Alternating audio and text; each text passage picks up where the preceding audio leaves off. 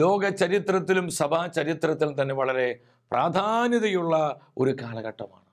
ലോകത്ത് നമ്മൾ ഇന്ന് കണ്ടുകൊണ്ടിരിക്കുന്ന ഈ സംഭവ വികാസങ്ങൾ, മാറ്റങ്ങൾ, പ്രതിസന്ധികൾ, പ്രതിബന്ധങ്ങൾ, യുദ്ധക്കെടുതികൾ, യുദ്ധഭീഷണികൾ, പരസ്യമായ വിധത്തിലുള്ള വിശ്വാസത്യാഗങ്ങൾ, പാപം മ്ലേച്ഛതയുടെ വർധനകൾ, വഴിവിട്ട ലൈംഗിക അരാജകത്വങ്ങൾ, പ്രകൃതിക്ഷോഭങ്ങൾ, ഉഗ്രമായ മതപീഡനങ്ങൾ, വിനാശകരമായ ദൈവനിന്ദകൾ, ഇതെല്ലാം ഇന്ന് ലോകത്തിൽ ഒരുപാട് ഇന്ന് വർദ്ധിച്ച് പെരുകിക്കൊണ്ടിരിക്കുകയാണ്.